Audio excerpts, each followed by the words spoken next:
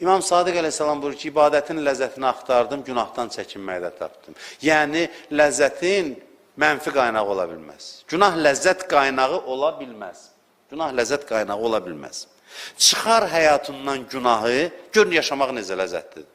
Nisiyədən danışmıram ha sizə. Deyəsən, kim gəlib o dünyadan? Heç kəs. O dünyanı qoyaq qırağa. Günahı həyatınızdan çıxardın, görün yaşamaq necə ləzzətlidir. Ləzzətlidir. Nəqd ləzzətdən danışıram. Nəqd. İndiki ləzzətdən. Deyir ki, ləzzəti tərk eləməyin, günahı tərk eləməyin ləzzətini dadsan, günahdan ləzzət almayacaqsan. Zahirə allanmayın. Bəzən adamlar var, hiləgərdir, üzvə gülür. Bilirsən ki, sənin evi yıxmağa gəlib. Biz onu allanırıq.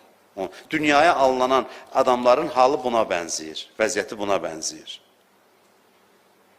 Günah və pislik də belədir. Zahirən bəzənmiş qəmlərdir, kədərlərdir, qüssələrdir. Sevinç şəklində cilvələnən.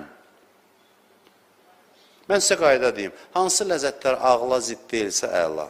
İnsan olmaq ləzzətinə zərər vurmursa, nə ləzzət istəsən al. İnsan olmağın ləzzəti var ha, insanam mən. Bundan ləzzət alırsan, o insan olmaq ləzzətinə zərbə vurmayan, istənilən ləzzəti ala bilərsən. İnsanlıq ləzzətini alsan, məqam da ləzzətlidir, pul da ləzzətlidir, hər şey. Kim deyir ki, məqam, Həzrəti Yusuf şahdan vəzifə istədi. Dedim də keçən dəfələrdə. Niyə? Çünki xidmətə vasitə bilirdi.